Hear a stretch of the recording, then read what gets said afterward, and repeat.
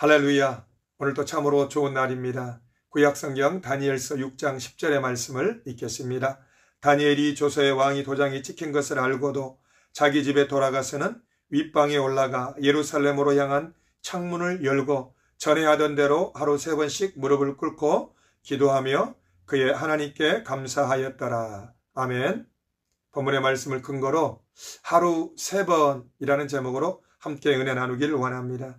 지난 10월 5일 월요일 북한 당 정치국 회의에서 3중 재난을 앞둔 이 시점에 연말까지 80일 전투에 매진하자라는 뉴스를 본 적이 있습니다. 또한 어제 토요일 새벽 김일성 광장에서 한밤중에 북한의 열병식 하는 장면을 보게 되었습니다.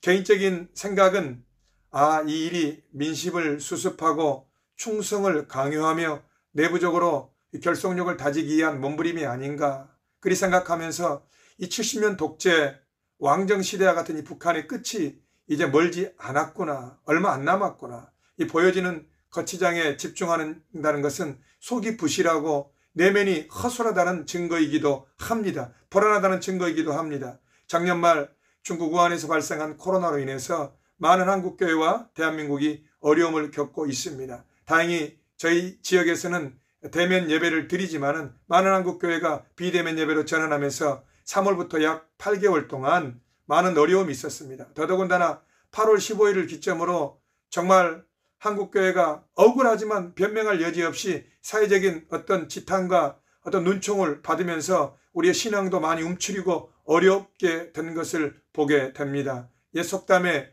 구더기 무서워서 장을 못 담그겠느냐. 다소 어려움과 장애물이 있을지라도 해야 될 일은 한다는 그런 내용의 속담이기도 합니다. 우리가 기도해야 될 이유는 기도를 통해 우리가 응답받고 또 하나님과의 친밀한 교제도 원하지만 오늘 다니엘서 본문을 통해서 정말 우리가 왜 기도하고 왜 예배하는 삶을 살아야 되는지에 대해서 한번 상고하기를 원합니다. 첫째, 정체성을 분명히 할 수 있는 내적인 힘을 주셨다. 책 중에 정의란 무엇인가라는 책이 있습니다.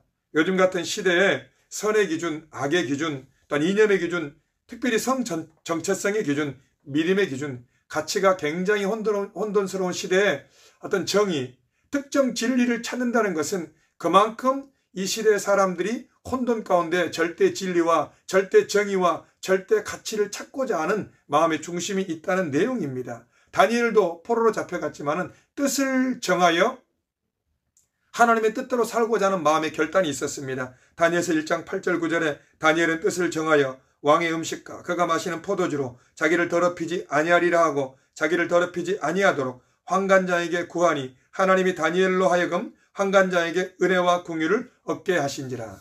여러분 생각해 보십시오. 다니엘이 지금 바벨론의 원래 바벨론 사람이거나 아니면 바벨론의 귀족 출신이 아닙니다. 유대의 많은 포로 식민지 중에 포로로 잡혀왔던 유대인 중에 한 사람입니다.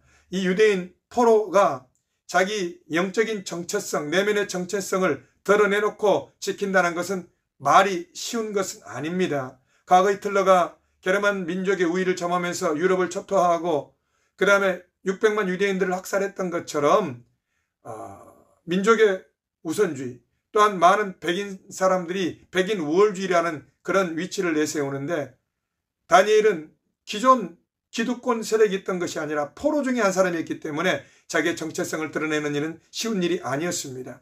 요셉이 자기 아버지 야곱과 그 형제들을 바로 앞에 들여서 보고를 할 때 애굽 사람들은 목축을 하는 사람들을 가증히 여긴다고 이야기해서 이스라엘 백성들이 고센 땅으로 이주해서 거기서 살아갔던 장면을 볼 수 있습니다. 히브리 사람 요셉이 가증히 여기는 목축업을 하는 자기 일가 친척을 소개한다는 것은 요셉 안에 분명한 정체성이 없으면 어쩌면 부끄러워서 그것을 감추거나 아니면 말을 바꿀 수도 있었을 텐데 분명한 자기 정체성이 있었기 때문에 어떤 그 소속을 밝힐 수 있듯이 다니엘도 그가 비록 포로였지만은 하나님을 경외하고 하나님이 그의 삶을 주관하신다는 분명한 소속이 있었기 때문에 자기 정체성을 발표했던 것을 볼 수 있습니다. 우리 크리스찬들이 또한 이런 고민에 빠질 수 있습니다. 그야 요셉이라든가 다니엘 또 모르드게 에스더 같은 사람은 포로의 신분이었지만은 그가 사회적인 어떤 핵심, 권력의 핵심 계층이 있었기 때문에 그렇지 않느냐. 나는 아직 가진 것도 없고 이룬 것도 없고 내세울 만한 것도 없는데 내가 예수의 사람으로 살아간다는 것은 나중에 내가 조건이 갖춰지고 난 다음에 이야기 되지 않느냐. 함정입니다. 우리는 조건이 갖춰졌기 때문에 우리의 정체성을 나타내는 것이 아니라 우리의 삶 가운데 비록 작고 아직 이룬 것이 없고 세상적인 기준으로 내세울 것이 없을지라도 내 안에 예수 그리스도가 있는 것을 믿고 그분의 정체성을 가지고 살아나갈 때 하나님께서 그 정체성 위에 놀라운 은혜와 축복을 주실 줄 믿으시기 바랍니다. 둘째로 합심기도를 통하여 문제 해결의 능력을 경험하게 하셨습니다. 느부갓네살 왕이 꿈을 꾸었을 때 그 꿈을 해석하지 못하여 이 바벨론의 술사와 술객 또 박수와 많은 점쟁이들을 다 죽이려 했습니다. 그때 환관장이 다니엘과 그 세 친구도 죽이려 했을 때 다니엘이 그와 말을 걸고 난 다음에 무슨 일인가? 이리이리하여 모든 박수와 점쟁이들을 죽이려 하는데 지혜자들을 죽이려 하는데 너희도 해당된다. 다니엘이 환관장에게 말을 하고 왕께 구하여 말미를 구합니다. 그리고 그 꿈을 해석해 줄 수 있도록 본인 혼자뿐만 아니라 사드락 메삭 아벳느고 세 친구와 함께 뜨겁게 기도합니다. 여러분 보십시오. 애굽왕 바로가 꿈을 꾸었을 때 애굽의 박사들이 그 꿈을 말해달라고 했습니다. 그러면 그 꿈을 해석해 줄 거라고 이야기했습니다. 하지만 바로가 그걸 용납하지 않았습니다. 요셉은 바로의 꿈을 듣지 않았지만은 7년 풍년, 7년 흉년을 정확히 하나님의 계시를 통하여 알고 그 처방을 대처했듯이 느부갓네살 왕이 꾼 꿈을 바벨론의 모든 사람들은 깨닫지 못했지만은 하나님께 합심해서 기도할 때 그 꿈의 비밀을 하나님이 친히 깨닫게 하셔서 금신상이었죠. 그 꿈의 비밀을 깨닫게 하시고 그 꿈을 정확히 해석함으로 말미암아 이전보다 더 높은 위치로 이 다니엘과 세 친구들을 올리는 장면을 볼 수 있습니다. 저 여러분들이 어떤 일을 하거나 사업 또 직장을 하거나 무슨 일을 할 때 불안해하거나 조급한 마음, 쫓기는 마음이 있다면은 이거는 마음에 아직 어떤 어려움이 있을 수 있는 일이 있을 수 있습니다. 우리 안에 무슨 일을 하든 쫓기는 마음, 불안한 마음보다는 평안하고 안정된 가운데 나아가야 되는데 왜 사람이 이처럼 불안해하고 또 두려워하고 쫓기는 마음이 있느냐? 미래에 대해서 단 1분, 단 5분 앞을 알지 못하기 때문에 내가 어느 곳에 투자를 해야 될지, 내가 어느 곳에 집중을 해야 될지 고민이 되는 것입니다. 그렇기 때문에 불안해하는 거고 또 여러 가지 다른 것들을 의지하는 겁니다. 하지만 합심으로 기도하고 하나님께 전 운명을 맡기고 나아갈 때 하나님께서 우리가 기도한 대로 응답하시는 은혜가 있을 줄 믿으시기 바랍니다. 우리 믿음의 사람들이 기도한다는 것은 기도에서 응답이 안 되는 것도 응답입니다. 기도에서 당장 우리 눈에 보이는 응답도 응답입니다. 왜냐하면 예수님이 나사로가 병들었다 했을 때에 당장 내가 고쳐줄게 하고 간 것이 아니라 이틀을 더 유하시고 난 다음에 거기에 갔을 때 이미 나사로는 죽어서 썩은 냄새가 났습니다. 하지만 예수님이 바로 가서 고치지 않았기 때문에 그 응답이 아닌 것이 아니라 예수님은 죽은 자도 살리시는 부활의 능력이 계셨기 때문에 예수님은 언제 응답하시는 게 문제가 아니라 중요한 건 요청하고 기도했을 때에 하나님의 시와때를 따라 이틀 만에 고칠 수도 있는 것이고 아니면 죽은 지 나흘 만에 다시 살리실 수도 있는 능력이 있기 때문에 중요한 것은 우리는 우리의 앞길과 미래 또 우리의 모든 길을 여시고 죽고 살리기도 하시는 그 하나님의 차원에 하나님을 의뢰하며 믿음으로 기도할 때 하나님께서 우리의 기도를 들으시사 아름답게 역사하시는 줄 믿으시기 바랍니다. 셋째, 다니엘이 하루 3번 기도하고 하나님을 예배하고 경건한 믿음의 습관이 있을 때에 믿음과 형통의 삶을 살게 하셨습니다. 다니엘이 이제 왕의 명령대로 굴에 들어갈 때, 사자굴에 들어갈 때 너가 섬기는 하나님이 너를 지켜주실 것이다. 그 다음에 새벽에 왕이 금식하고 걱정한 마음으로 왔을 때에 다니엘에게 이야기를 너가 섬기는 하나님이 사자 입에서 너를 구원하시더냐 이렇게 왕이 걱정을 했습니다. 세상에 하나님을 알지 못하고 믿지 않는 왕이 다니엘이 섬기고 기도하는 신앙생활을 알았다 이겁니다. 다니엘이 사자굴에서 구출되었을 때 왕이 심히 기뻐서 명하여 다니엘을 굴에서 올리라 하며 그들이 다니엘을 굴에서 올린즉 그의 몸이 조금도 상하지 아니하였으니 이는 그가 하나님을 믿음이었더라. 하나님을 의뢰하였더라. 다니엘에게 기도의 동력과 믿음이 있었기 때문에 사자굴 속에서도 신실하게 하나님을 의지하는 믿음과 은혜가 있는 줄 믿으시기 바랍니다.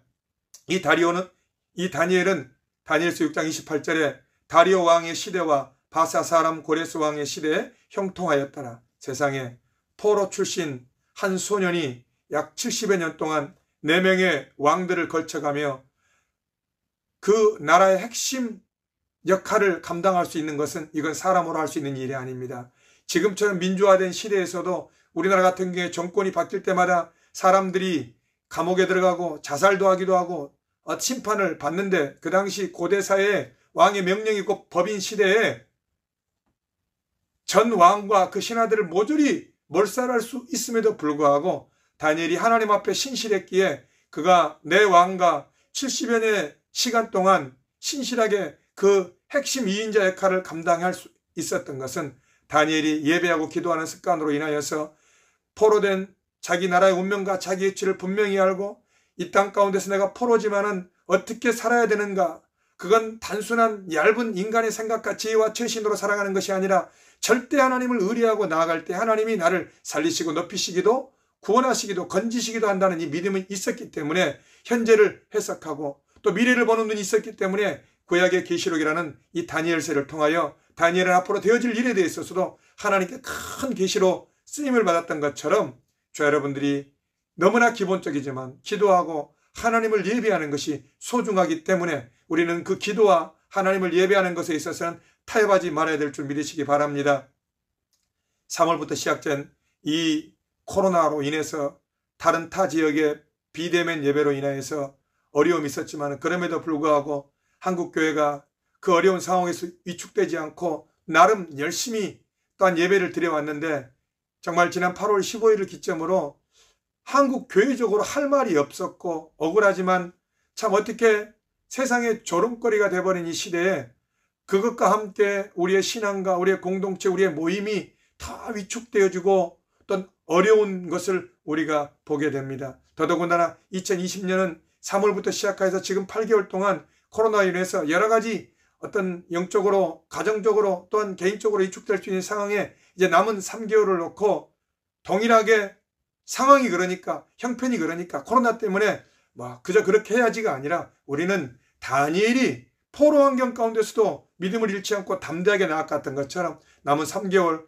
2020년을 잘 마무리하기 위해서 새로운 2021년을 잘 준비하고, 아니 우리 자녀와 우리 미래를 위해서 우리는 믿음으로 기도할 때 하나님께서 또다시 기도 가운데 우리에게 은혜를 주시고 힘을 주시고 계시의 영을 주셔서 믿음의 삶을 살아가는 하나님의 놀라운 역사에 능력을 부어주실 줄 믿으시기 바랍니다. 요즘 한국교회가 세상의 기준에 맞춰서 세상에 도태되지 않고 또는 멀어지지 않게 해서 세상 기준에 맞춰서 몸부림칠 것이 아니라 우리는 오직 성경의 근거에 이 시대를 읽어낼 수 있는 해안과 안목이 있어야 될 줄 믿으시기 바랍니다. 현대 종교가 정말 무관심한 시대이고 세계관의 변화 및 첨단 기기의 발달로 우리 자녀 세대에게는 정말 더 이 믿음과 신앙생활의 소중함이 더 흐릿해지고 희색되어지는 이 시대 가운데 있습니다. 다니엘은 그가 비록 육신은 포로로 잡혀왔지만은 그가 육신의 포로에 자기의 영혼을 팔아버리지 않고 하나님께 포로되어서 믿음을 지켰을 때 포로 가운데서도 위대한 삶을 살았듯이 현재를 살아가고 있는 저 여러분들은 몸은 자유합니다. 거주 이전의 자유가 있고 또한 생각의 자유가 있고 표현의 자유가 있고 내 마음대로 할 수 있는 자유가 있지만은 우리는 육체와 몸은 자유할지라도 혹여라도 성공의 포로 되어 있지 않는지, 또한 이 세상에 물질의 포로가 되어 있지 않는지, 자녀가 소중한 시대에 완전히 자녀의 포로가 되어 있지 않는지, 또한 자녀들은 각종 게임 중독과 여러 가지 중독의 포로가 되어 있지 않는지, 이기심의 포로가 되어 있지 않는지, 칭찬과 인정의 포로가 되어 있지 않는지, 여러 가지 우리를 포로로 잡고 있는 것들이 너무나 많습니다. 물질부터 시작하여서 하나님께로부터 멀어지게 하고 우리를 사로잡고 있는 것들을 저 여러분들이 너무나도 잘 알 것입니다. 우리 이 시대를 살아가면서 우리의 몸과 더불어 우리의 영혼이 온전히 하나님께 포로되어서 나머지 것들로부터 해서 자유할 수 있는 은혜가 있기를 바랍니다. 우리가 하나님께 포로되지 아니하면 이 땅에 있는 것들의 포로가 될 수 있습니다. 우리는 하나님께 포로가 되어서 이 땅에 있는 것들을 누리며 자유하며 다스릴 수 있는 하나님의 자녀의 권세가 우리의 일상에 드려지는 기도를 통하여 하나님께 올려질 수 있는 줄 믿으시기 바랍니다. 밥을 하루에 3끼를 먹습니다. 다니엘이 하루 3번 기도했다는 것은 한순간도 자기 육체와 자기 자신을 의지하지 않고 순간순간 끊임없이 나를 세우시고 이끌어 가시고 견고하게 하시는 하나님만 바라봤기 때문에 다니엘이 하루 3번 기도하며 하나님의 도움을 구한 줄 믿습니다. 돌아온 이 한 주간도 우리가 범사에 하나님을 의지함으로 남은 2020년 3개월과 내년을 준비하며 기도와 믿음으로 하나님께 하려고 맡길 때 하나님께서 크고 은밀하고 비밀한 일을 우리에게 계시하시고 또 열어주시는 놀라운 은혜가 있을 줄 믿습니다. 한 주간 그리스도 예수 안에서 승리하시기를 예수님의 이름으로 축복합니다. 아멘.